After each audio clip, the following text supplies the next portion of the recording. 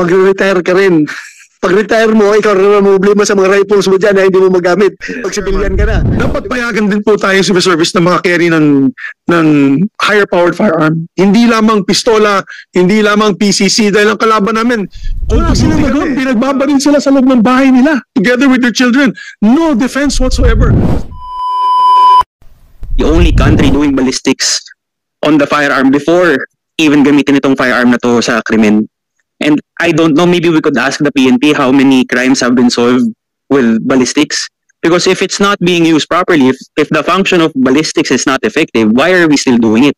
Yeah, isang tool yan to solve a case. Yes. I know for a fact, marami kami kaso noon na na-solve through ballistics. Nag-match yung mga gun for hire, yung mga riding in tandem, nag-match yung kanilang ballistic results doon sa mga baril na ginamit.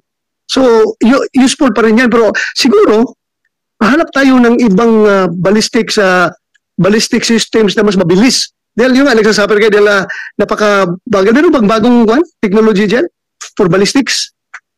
Meron ba kayo na-find out na bago? Digital. Bago na mas mabilis, na mas efficient? Wala pa po kami nakita, Mr. Chair, at itong nakakalungkot siya, talagang manual yung pag-record. Maybe they're also talking not only in ballistic but stenciling these firearms. Kasi kokopin yung serial number, ikakarbon mo, titipan mo, ilipat mo sa papel. So, it's manual labor, sir, isa-isa. Kung may machine lang sana, sir, na basahin niya na yung number, i-record niya na, at yun na, sir, yung sizes at nasa machine na o sa computer, siguro, sir, mapabilis natin yung pag-release ng firearms. Siguro mag-research kayo kung baka mayroon ng bagong technology dyan na mas mabilis. Opo, sir.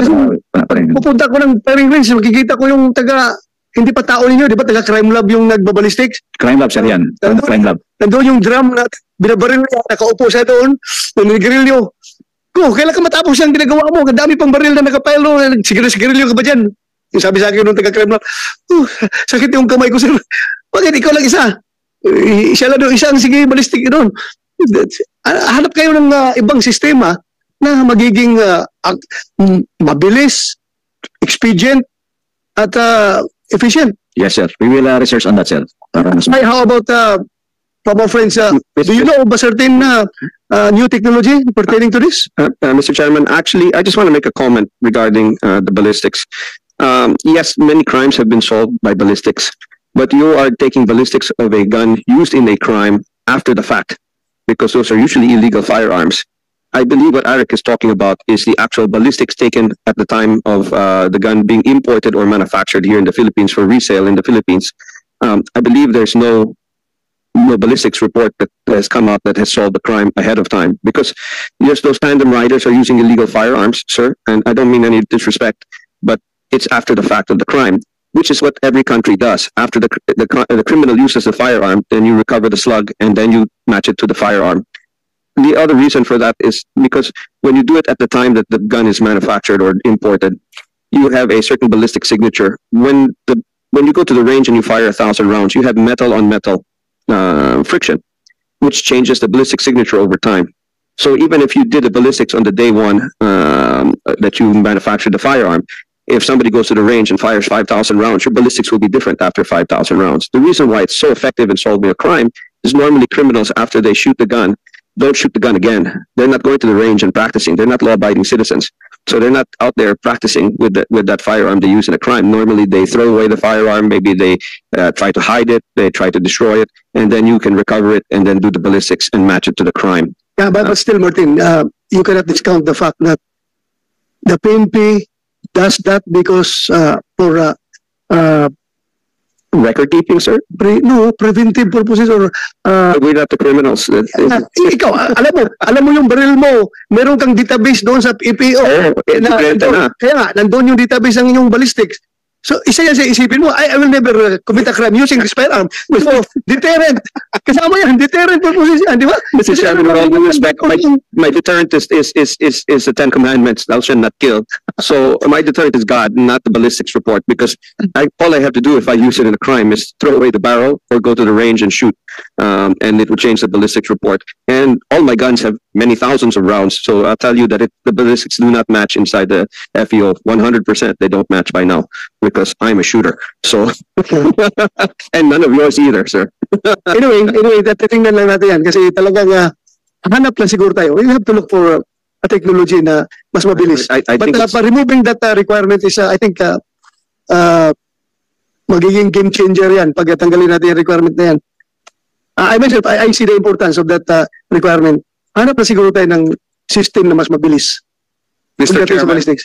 Yes, Chairman, yes, go ahead. my name is Attorney Manalit. Yes, go ahead. I'm an author together with the committee secretary, an author of the gun law book. And I'd like to make our radical proposal to increase instead of 500, it should be 1,000. Considering the almost palpable imminence of war, the citizens should be armed, I think, with more bullets at this time. Maybe about 5 years, a period of 5 years, the maximum number should be more. So that in case war erupts, we will have the ability to kill more enemies, Your Honor. Very good point. I agree with you. Thank you, Your Honor. It's not a secret anymore. Yeah, I agree with you. Kailangan natin. Drawn first blood already, the enemy. Yeah, I agree with you. Siguro nga, pag-aralan ng mabuti ito ng PNP. Pag-aralan ninyo. Pero sino rin naman nagsusuporta sa PNP at sa AAP kapag nagkagira? Kung yung Pilipino mismo. Di ba? Alam nga naman kalaban ang susuporta sa atin. Di ba? Yung kababayan natin. So, how are we going to, to capacitate them? How are we going to increase their chances of helping us in times of war? Yeah, you also consider that. Yes, sir. Thank you. We'll hear from Attorney Rodriguez from Metro Arms. Yes, sir. Yes, Mr. Honorable Chairman. Anyway, much has been said already with the proposed bill by the association president that we have. And most of the issues I was thinking before coming in has been discussed. So, to which association Metro Arms belongs. So we, of course, will adopt the stand of the Association of Firearms. But just to be clear, one proposed inclusion that was said by Alaric recently, is that the inclusion from the exemption of the COMELEC gun ban as far as the importation of firearms are concerned. Just to clarify, can we just extend it further to include parts and raw materials used in the manufacturing of firearms? We had that sad, unfortunate incident during the last gun ban wherein our raw materials were hold up at the customs because we were waiting for the COMELEC permit. So we just decided to wait for the expiration of the gun ban period, but in the process and as a result, we had to pay a huge amount of storage fees and demurrage. So that's it. Just in probably rewriting the bill to include exemption of import from the COMELEC gun ban on the importation of firearms, just to be clear, to include firearms parts and raw materials used in the manufacturing. Thank you, Your Honor. Noted. Thank you, Attorney. Attorney Padilla from UDMC. Good morning, Honorable Commission Chair and colleagues and stakeholders. We laud the proposed revisions to RA 10591 to make it more responsive to the current scenario. As previously discussed, though, we understand that at this time the privilege to own rifles not exceeding caliber 7.62 NATO remains to be banned by the PNP despite it being allowed under the IRR. So, it is therefore requested that sections 3 and 10 of RA 10591 be amended to eliminate any vagueness and to make it clear that civilians are allowed to have the privilege of owning small types of small arms, including rifles, as mentioned. While we welcome the suggestion of the Senate President to call to task these agencies at the time that their budget hearing comes before the Honorable Senate, an amendment of this law would make it more clear and unambiguous that these are in fact allowed and that they should apply the law as it stands. So this would also be in line with guidance and the recommendations of the President Marcos and the AFP Chief of Staff to be prepared for all contingencies in protecting our country, as also previously mentioned. So, thank you, Your Honor. Thank you, Atty. PNP, what's holding you from ibalik natin yung firearm sa civilian? Anong rason? So actually, it's on approval now that you PNP to bring back the non-firearm rifles to the civilians. Last lang na nakita namin dun sa kanila instruction niya is idaan lang muna sa legal, then it's good to go. Nagkaroon lang ng debate sa dun sa length ng barrel. I think the PNP approved na yung 16-inch barrel para yun lang sir ang parang guidance niya para may release na sa civilians yung rifles na yun sir. 16 inch. So, Yes, ibig sabihin yung below 16 inch, Approved sir, below 16 inch. 16, hanggang 16 inch lang. Yes sir, 16 inch below. Wala. Yun sir yung Dala pa ng 20 inch siguro kayo. yes sir. Yeah. Anyway, Yun lang. merong 18-20 yung mga sporting yung pambaril lang babida mo or yung I think okay naman siya doon sir. Kailangan lang yung mag-possess ng civilian, it will be a sport shooter. Yun naman yung the Chief NP na bilisan nyo yun para yes sir, yes sir. We're pushing it naman sir dahil sa mga stakeholders namin. sir, mag-retire ka rin. Pag-retire mo, ikaw rin ang problema sa mga rifles mo dyan na hindi mo magamit. Pag civilian ka na. Diba? Yes sir. Clear process. Ako nung Chief NP ako, I'm sure, kasama ko dyan sa naging culprit niyan. Bakit nahinto yan? Dahil nga during the Marawi siege, di ba? Yes sir. Sabi ni Presidente, hinto na yung mga yung rifle sa mga civilian. Yes sir. So, in-implement natin, di ba? Yes sir, yes sir. So, ngayon, wala namang Marawi siege. Yes sir.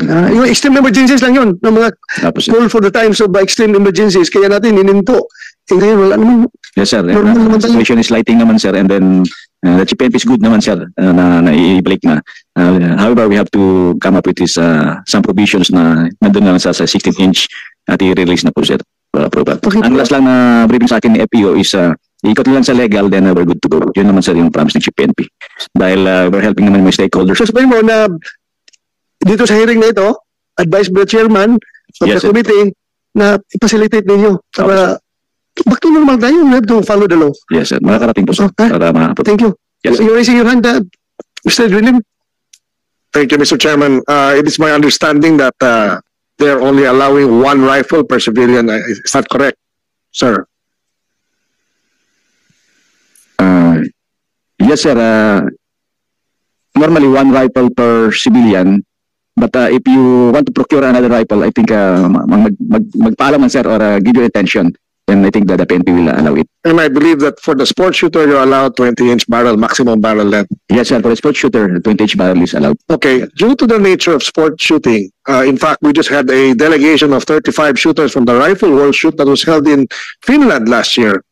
As far as the sport shooter is concerned, as you know, a shooter, once your firearm malfunctions in a competition, you have to have a backup firearm. Okay? So, issuing only one rifle per civilian not only violates 10591, it doesn't specifically say how limitations on quantity. I think if a person is legal, psychologically fit to own one firearm, he can also own more than one. But in behalf of sport shooter, it is our concern because we usually carry sometimes 2 to 3 firearms per competition because of malfunctions. Yeah, very good point. Very good point yun. Nauna nagtaas na si Rico, Mr. Charles Rico. Then, Ed Bariwan. Then, go back to Martin. Yeah, go ahead. You have the floor, Mr. Rico. All right. Thank you, Honorable Senate Chair Bato de la Rosa. So, I'm the owner and founder of Philippine Ricochet Line. It is a thriving online community, mostly in YouTube and Facebook, of very enthusiastic Philippine gun owners. And I am humbled to be in your presence today to discuss some of the proposed revisions to RA 10591 And our entire community would like to express its strong support to every item in Senate Bill 2773. The reason why we would like to support, for example, even the increase in the number of ammunition rounds that you can have is because a lot of our members live in provinces. They live in far-off regions of the Philippines, and a lot of them have to travel up to 6 to 9 hours to the nearest gun store to buy a pack of 22 long rifle ammunition, and they can only buy 50 rounds. And then they have to, once that runs out, they have to travel again, and they spend thousands of pesos just to buy a small pack of 22 long rifle ammunition. It is so unfair to them that they have that limit, and they have to travel far just to secure a small pack of ammunition. And then when they run out, they have to do that all over again. The reason why we would also like to support this is because lawful gun owners are not the problem. All of us here, and I think a lot of our community members, even if you give them 10,000 rounds, they will never fire at the police. They are not into illegal activities. They are allies of the government. We all support the Republic of the Philippines. We do not do that. So we feel that this improvement is very positive to increase the limit to 500 rounds. In fact, we would go further by making some suggestions that we abolish the round limit entirely.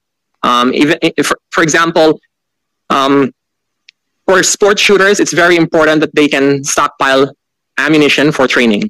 And this is very important as well in times of national defense emergencies. There's also one, if I may, I would also like to suggest some revisions. For example, to the COMELEC gun ban, we reduced its duration from 6 to 7 months to just 2 months.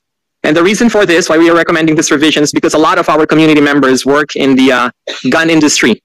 The COMELEC gun ban measurably creates seasonal unemployment. Seasonal unemployment damages the lives and income of many of our fellow Filipinos. A lot of them have to go unemployed for the duration of the gun ban. For example, gunsmiths.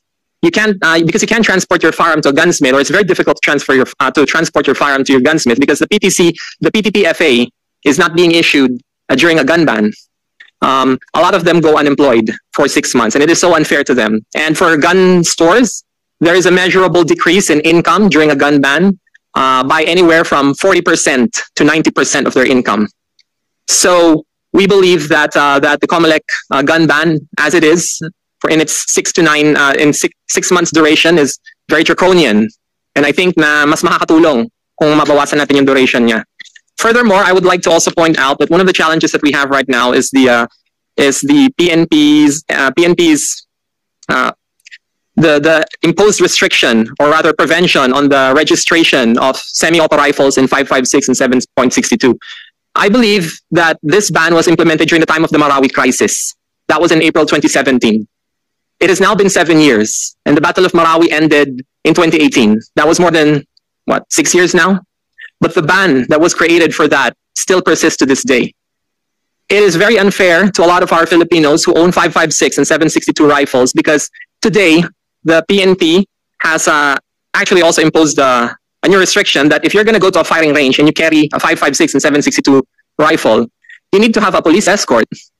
I can't even go to a range and fire my 5.56 because before I do that, I have to get the PTTFA, and then after that, I have to go to PNP SOSIA to secure a police escort. Even if I just want to fire one bullet of a 5.56, I have that here in our position paper, including the specific memorandum circular of the PNP regarding that matter.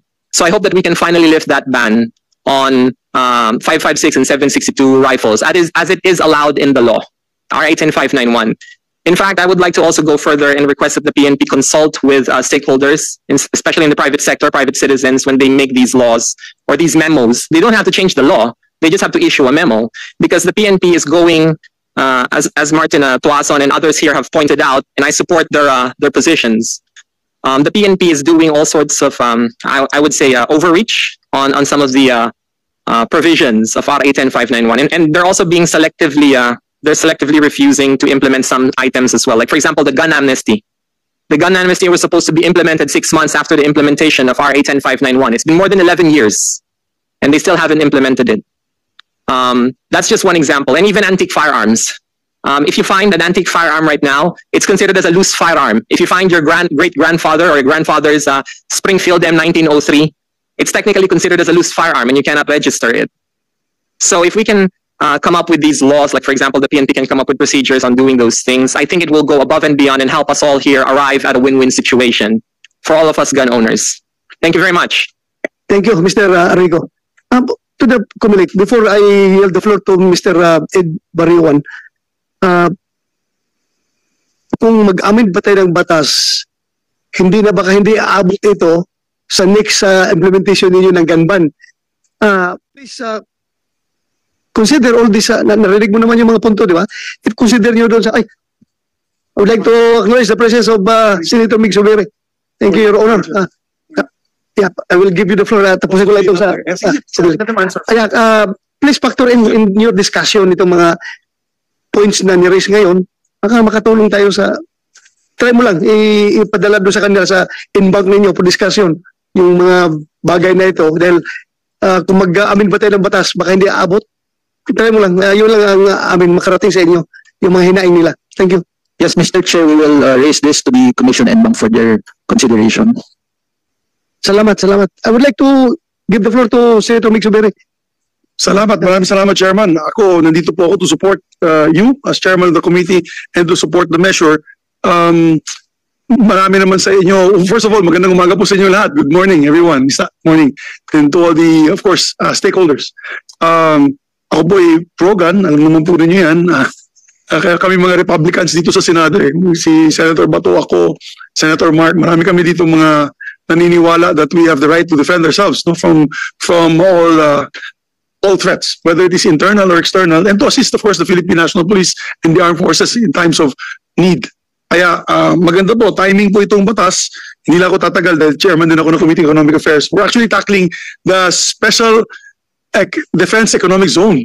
So after this, dito naman ako sa committee ko. But hearing, sir, supported to each other. Kasi for the benefit of the stakeholders, we just passed SRDP, our Self-Reliance Defense Posture Act.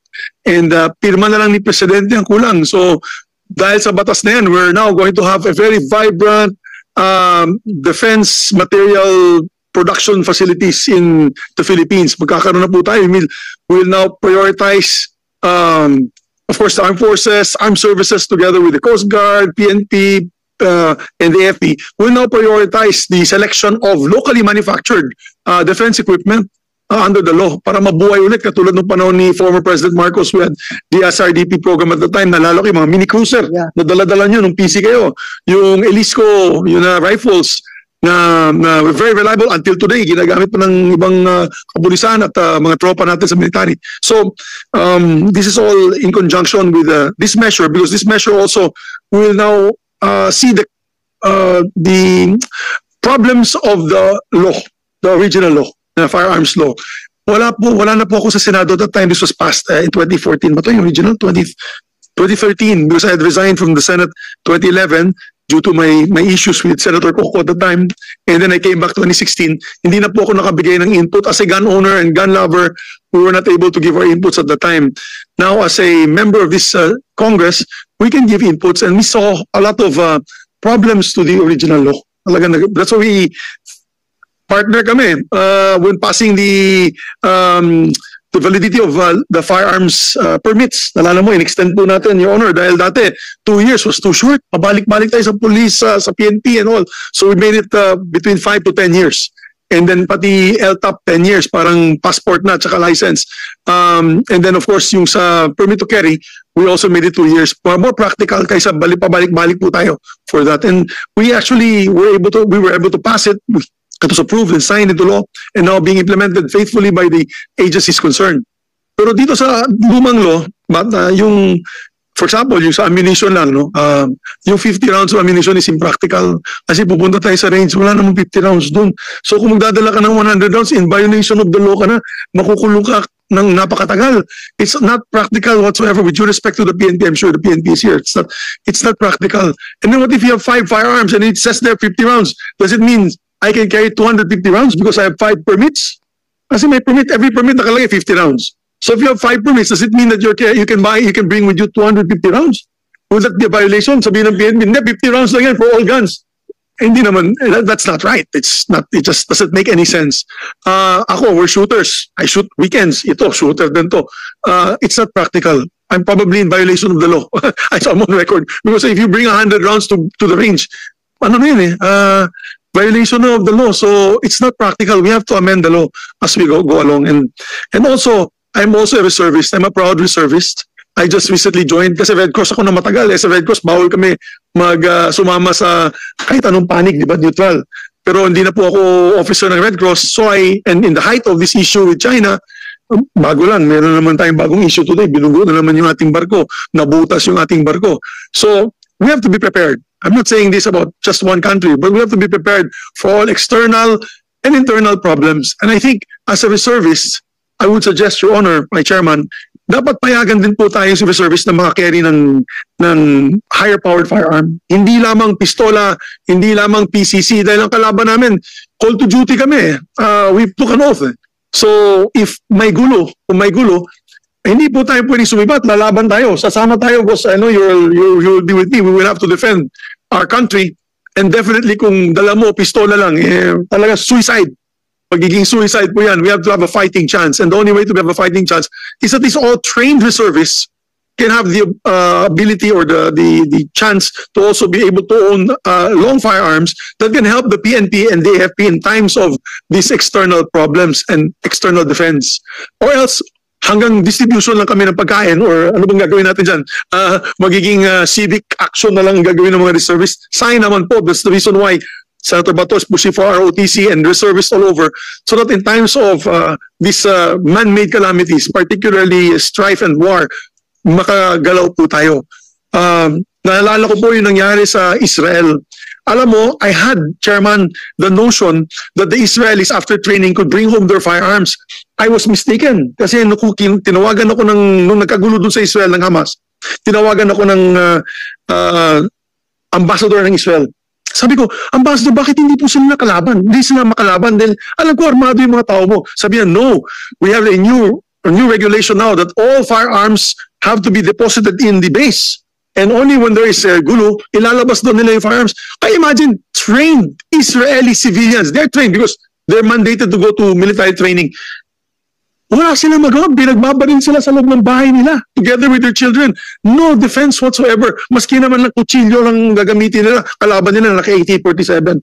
So sabi ko, imagine, that would never happen in the United States with due respect. Kasi in the United States, maybe will be the most difficult country to invade.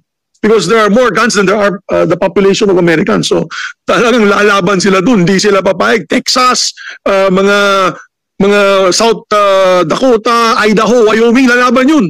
Hindi sila papayag. Tayo dito, we are living in dangerous times. We also have to be prepared. And that is why I'm more for the liberalization of the law, Your Honor. That is my only statement, my opening statement, and my only statement. And I hope that it's supported by the stakeholders here today. Thank you po. Thank you. Thank you, Senator Sobiri. Yung pagdadala ng armas, ito, i-share ko lang sa inyo. Maalala ko noon, nung Philippine Constabulary pa ako, every 12 o'clock, mayroong program ang Itbulaga noon na Singing Soldier. Maalala nyo, may mga sundalo, mga pulis kasama doon sa Itbulaga.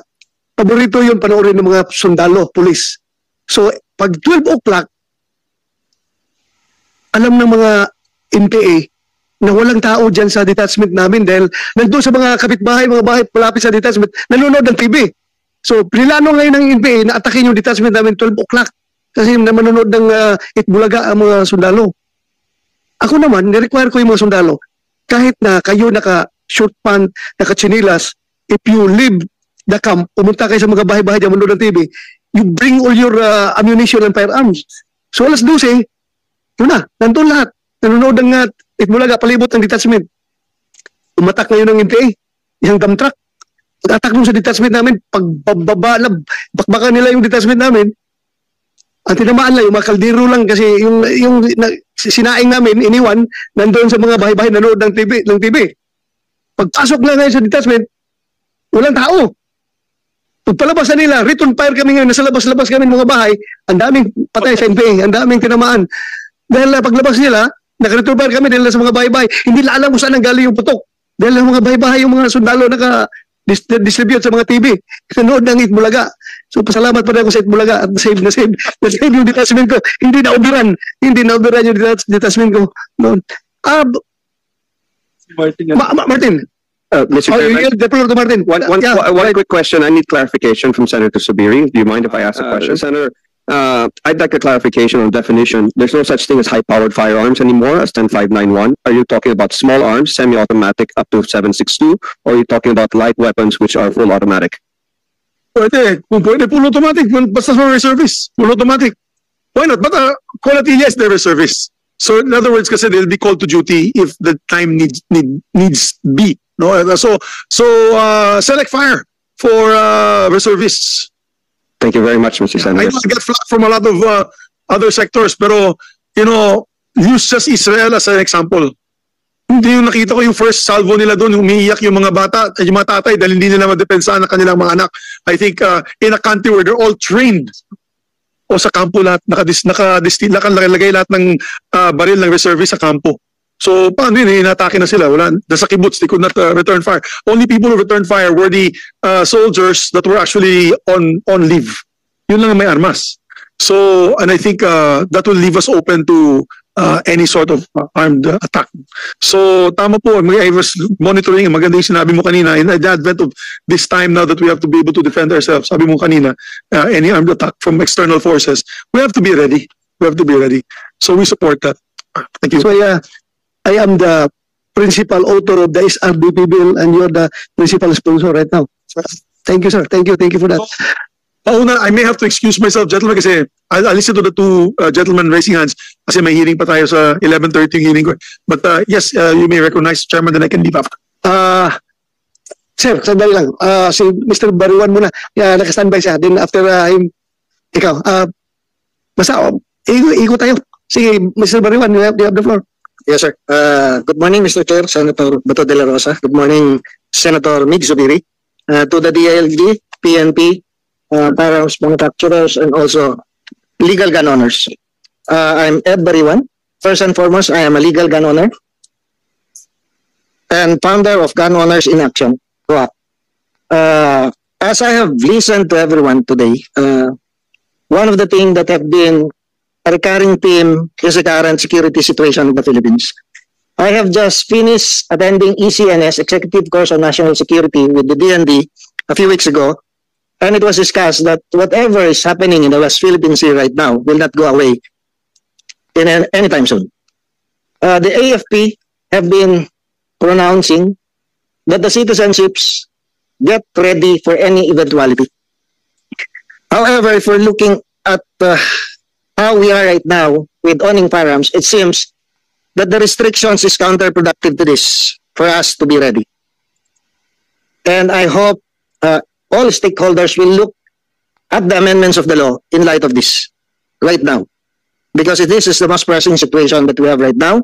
It is not about criminality with the use of guns, which have been debunked by Mr. Martin Tuason when he said that 99.9% of crimes are being illegal firearms. And that means 0.01% of that comes from the legal gun owners. And with this, we can see that legal gun owners are really law-abiding citizens. And I will laud the PNP, especially the FEO in this, because it seems that their processing of license and giving out license to the right people, to the right Filipino citizen is working. So I think the PNP is doing a very good thing in giving licenses to legal gun owners. Very effective kayo. Why? Because only 0.01% of those who've given license to commit firearms. And most of this might not be criminal in nature, but maybe certain crimes of passion. Okay? However, it is very sad that even though your process is very successful in making sure that only legal gun owners have the right to have the privilege to have firearms, is still, when crimes abound in the news, it is first and foremost the legal gun owners are being restricted to. So I think kami yung mga anak nyo eh. Diba? So please, trust your process and trust the people you've given license to. That we are doing the right thing and we are legal firearm owners. There's just 0.01% of me becoming a criminal tomorrow. So please, let us look at that perspective. We are force multipliers. We are legal gun owners. And we are your product. I am not a gun owner right now if the FEO have not given me an LTAP. Okay, and I thank you for that. However, I would like to also say that the new amendments to the law by the senator, the good senator, is very well accepted right now in the gun community, especially the increase in number of rounds per legal firearm owners. So we support those amendments. However, getting the sentiments of some gun owners, as they have known that I'll be here today as a resource person, we've got several suggestions from them, sir. However, every time there are amendments and there are IRRs, the first thing that comes to mind of the regular gun owner, okay, is magkano naman kayo tatangas ng singil dyan? So they are very apprehensive when there are new IRRs, there are new amendments to the law.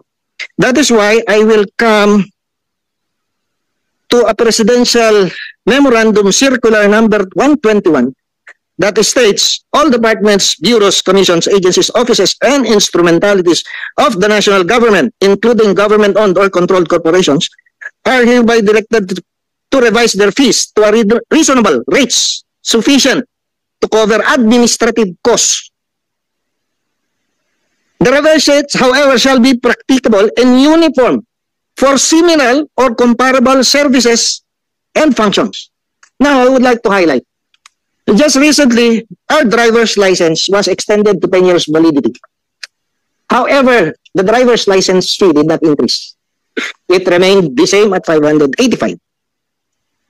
When the amendment of Senator De La Rosa came out extending the LTAP and also registration to 10 years, of course, we were very happy with that. However, that was just short time because there was corresponding increase in fees. Okay, so again, what we're looking here right now is previously the FEO was doing something to renew your firearms every 2 or 5 years. Nabawasan yung trabaho nila because now they'll be doing that in the next 10 years for your registration. However, nabawasan ang trabaho, nag-increase tayo ng sisingilin. So para sa akin lang, no, for me, the law is good, the IR is good. Kaya lang minsan tignan natin as per memorandum, Presidential Memorandum 121, same agency, LTO, FEO, they do the same, LTAP, driver's license, registration ng kotse. Most probably they use the same system because they input your name, picture, address. Same thing with the LTAP, your name, picture, address. Registration ng sasakyan mo, kakabit sa pangalan mo, plate number, serial number ng baril, the same service, the same system. However, why the very huge disparity in the collection of fees when we are doing the same function? So, yun lang. Maybe we could look at that. I am not saying to lower it, but however, please make it reasonable. I would like to make an anecdote. A friend of mine, have a friend, picture siya. He brought an arms core revolver for self-defense, which was around that time discounted that it was worth 12,000 pesos. Anong ginawa niya? Binenta niya yung baril niya. Sabi niya sa akin, mas mahal na po yung registration ko kaysa baril ko. Now, this poor teacher has no means of defending himself with the tool that is most efficient. Okay? So again, if there is something that needs to be done, this is it. Let's look at the fees. Another thing, sir, ang nakikita natin palagi is overreaching of the IRR versus the law. Just for example, today, we've talked about the rifle, and it was 16 inches. Who decided the 16 inches? It is not in the law that small arms, rifles in particular, should be of a certain length. None.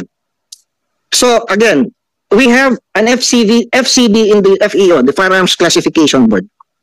And we know that for the past several years already, we've been attending consultations with the FEO as far back as 16 years ago. And in our experience, none of our suggestions or sentiments have been listened to or put in action. So right now, we propose that it would be put in the law that our Firearms Classification Board be represented 50% from legal gun owners, manufacturers, and sport shooters. So that the decision to put out an IRR should not only be unilateral, sir, but a collective decision of every stakeholder. So, para mawala yung pabalik-balik tayo sa Senate, amendment, amend this, amend that, and then amend the IRR, change the IRR. Hindi rin po ako sport shooter. I am a hobbyist. However, I join competitions, pistol, rifles, or whatever. So, yung sa sports shooters, maintindihan natin yan, they need to practice more. They need to give glory to the country, represent the country, win trophies, win medals, win positions. However, I think that whatever rights they should enjoy, it should be enjoyed by the normal legal gun owner. Why?